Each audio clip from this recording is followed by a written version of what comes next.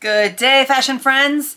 In today's tutorial, we are going to be taking these pair of jeans, and I fell in love with this material. I have a skirt and a top, so I'm going to cut up the shirt first, and I have this beautiful, very rich looking gold material. There is a little bit of gold in each one, and there is some turquoise in each one. So I'm going to take these two fabrics and make a project for myself. Stay tuned. I'm going to start with the shirt, and I think the first thing I'm going to cut off is the sleeves. I'm thinking I want to do maybe a patchwork look. I am honestly not sure yet. I don't know. But I'm just gonna start cutting. I'm gonna start cutting without a plan. Have you done that? Have you just start cutting and then spread everything out and then figure out what you're gonna do later? Because as we know on this channel, we're just winging it. We're winging it day by day. Okay, I'm gonna cut off the sleeves and hope I don't regret it. All right, I cut off the sleeves, and because they have nice little lines on them, I cut them into nice square panels. So hopefully that will be enough. Now, as much as I hate to, I'm going to cut up this gorgeous, gorgeous skirt. I kind of wish it fit me, but it's definitely too small in the waist, and it's very long and very granny-like. But this fabric just had me in a chokehold. I couldn't pass it up. And I got it at a thrift store for $3.50 because it was half off day. I do want to also note that this skirt has a zipper in it, and I am going to save it. So I'm going to very carefully rip out the zipper. I'm also trying to rip out the lining so that I can get to the material better. And first thing I'm doing is cutting off the waistband. Then I'm going to rip out the zipper to try to save it. Okay, I have the skirt all torn out, and I did it while I was in a community chat for about an hour. So that made the time go by faster. Or usually what I will do is I will watch somebody's YouTube tutorials. There's other people that I follow and support that support me that I have found on TikTok. So I just want to show you how much material I got out of this skirt. I haven't measured it yet, but I ripped it all out instead of cutting it. So that way I have a nice rectangular piece of fabric. And this is the bottom hem, and it was box pleated. So instead of cutting it and then cutting it all crooked because it was box pleated, I took the little extra time to just rip it out. And let's measure this. So now it's not going to be double the width like you're used to. However, this is probably a good like 2.5 yards.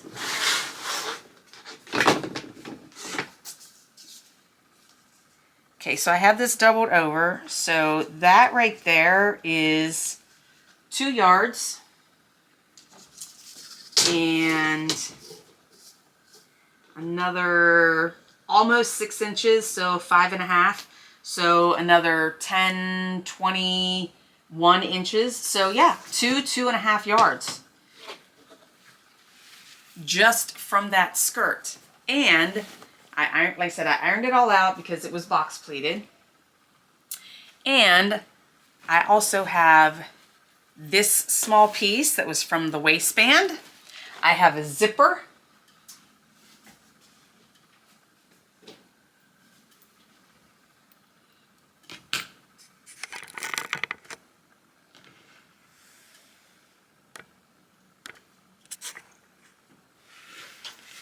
I have a zipper that can be reused, And then I have this small piece of waistband, and I saw a really cool thing. I think I'm going to take the elastic out because I saw a really cool thing on Pinterest that I want to try, and it is taking a denim waistband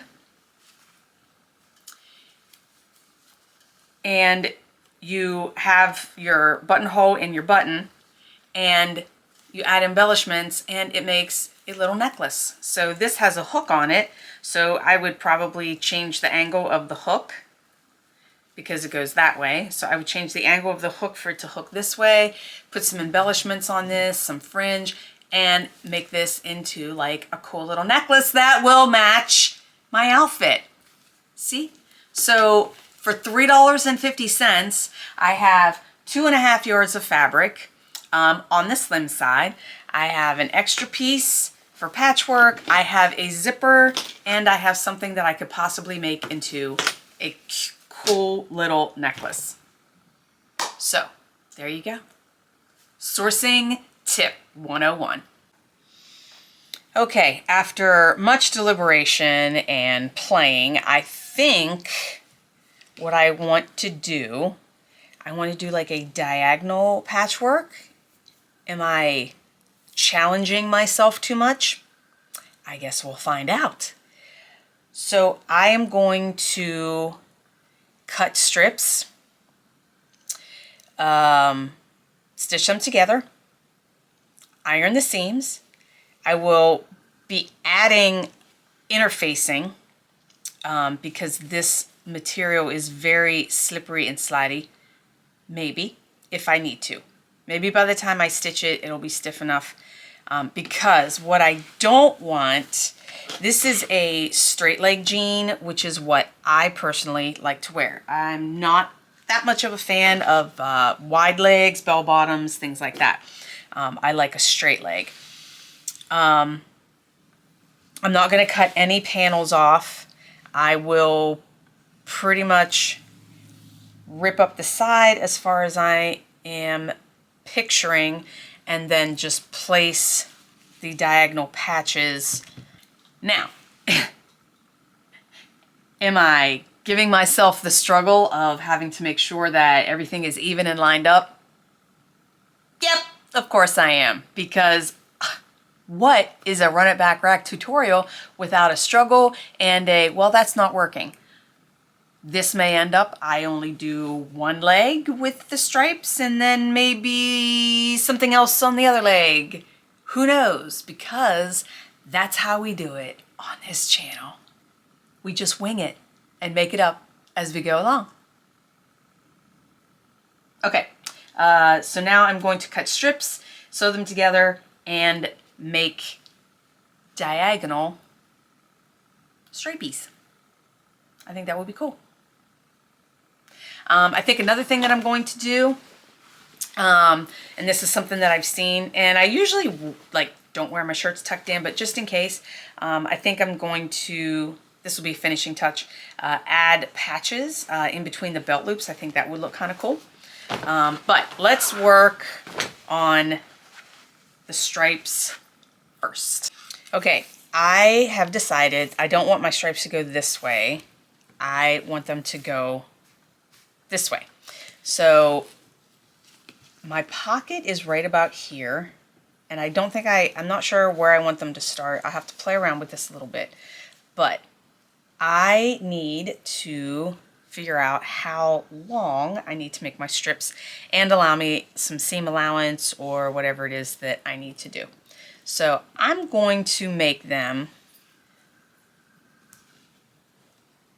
I'm going to do about 12 to 12.5 inches to allow me some seam allowance, because I think I want like a deeper chevron or a deeper angle.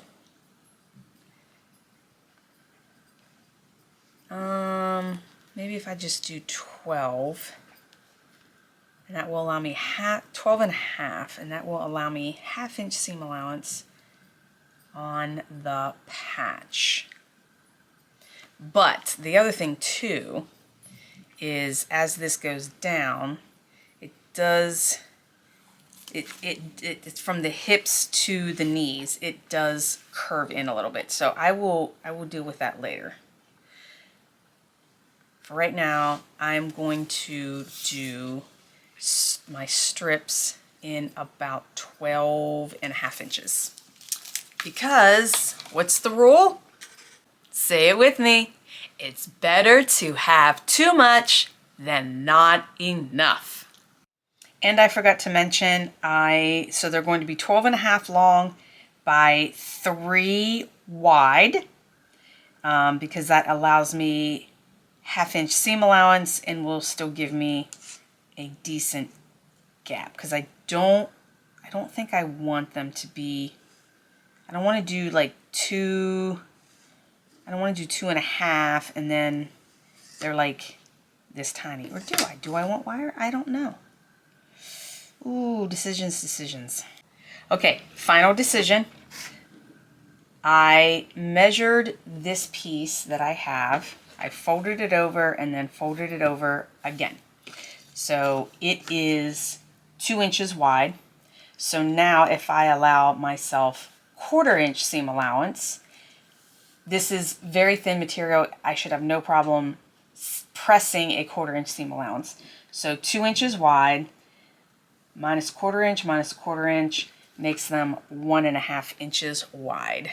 So that's what I'm going to go with. That way I can use all of this piece and I won't have anything uneven.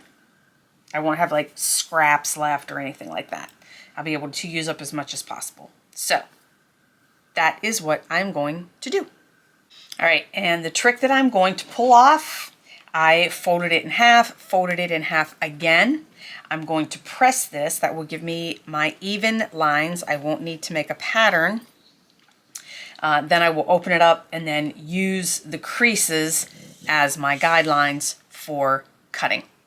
Okay, and now correction, instead of making them 12.5 inches, because I will have a scrap that is too short, I folded this in half and it comes to just over 11 inches, like 11 inches and 1/8.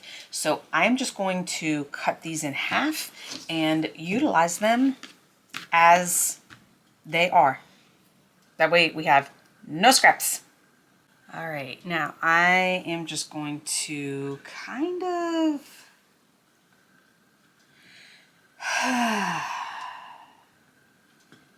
lay this out.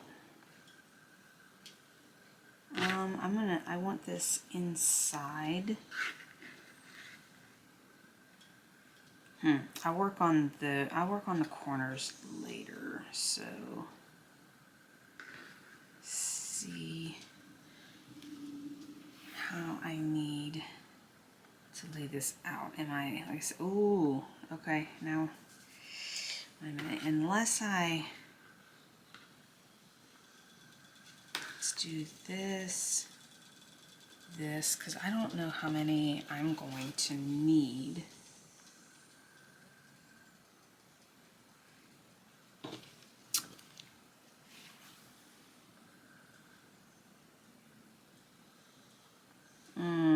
Okay.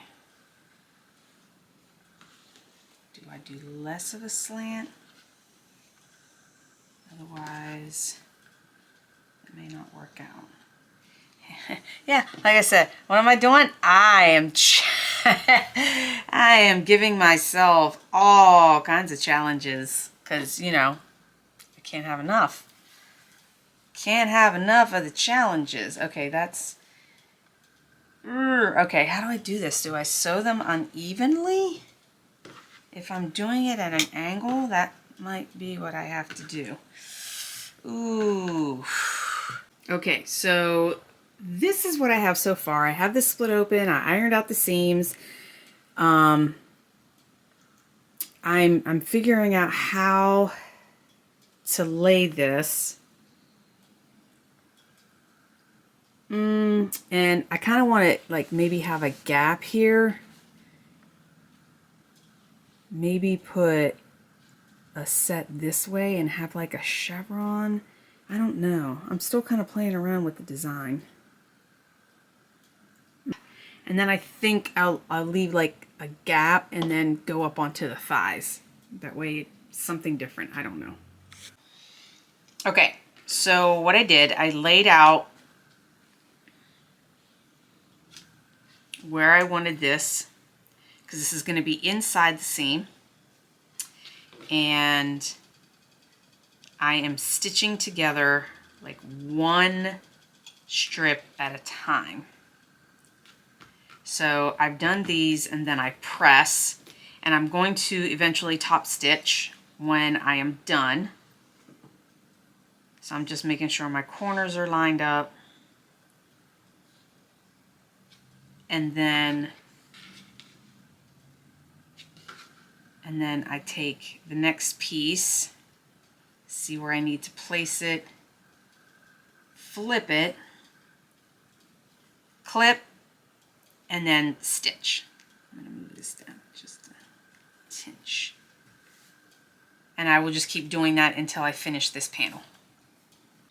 Okay, I am really digging this. So that's what it's going to look like.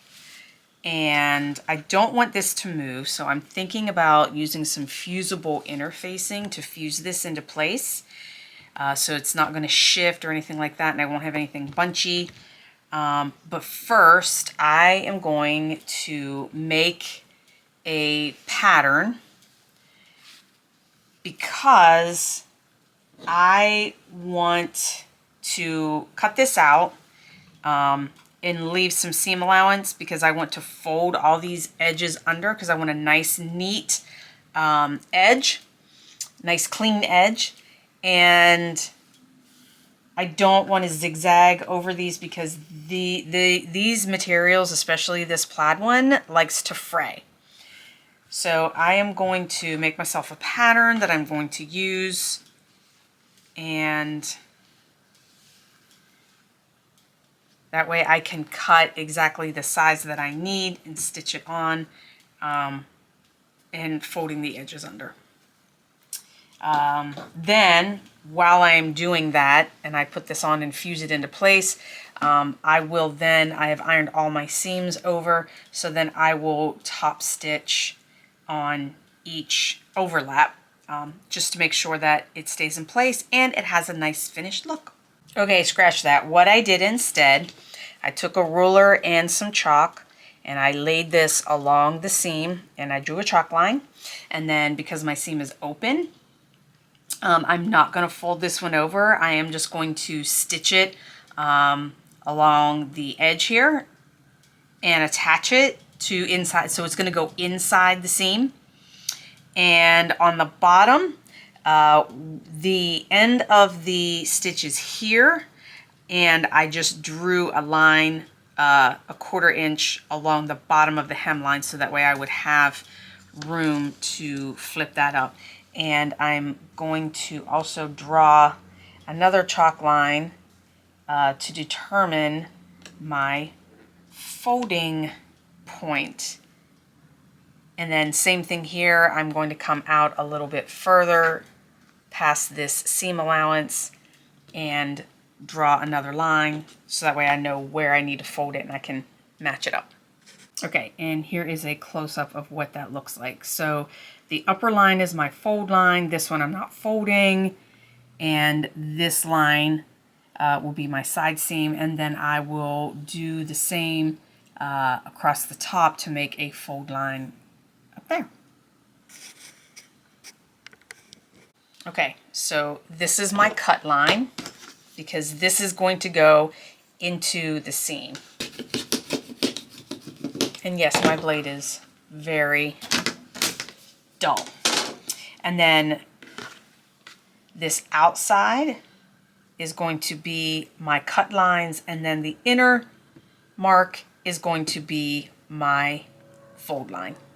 Okay, fusible webbing on. I'm gonna go over a couple little more spots with parchment paper, because I don't want to burn my material. And then I will stitch all the way around and top stitch on my folds. Okay, for the next section, I put these on and kind of figured out about where I want this to hit. And I had marked it there, but then like once I went up, it was a little too high. So I moved it down just a tad. And when I made this pattern, it was a good thing that I did, because in order to match up the angle for the next section,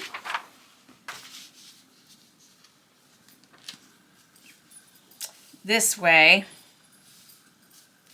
and just kind of lined it up, because now keep in mind this gets wider here because it's where the hips are. And I just used the pattern flipped upside down and then created my line. I put a ruler and then created a chalk line. So then I went through and I did the next panel that I want to do. And then I'm going to do the same thing. Cut here, fold line, cut line, and a fold line. Okay, I did not need to show you or tell you that I was finished and sewing up the side seam. So here is the final result of one leg. And I have one tiny little oopsie, like right there. It didn't quite reach over. I must have put it on a little crooked or something.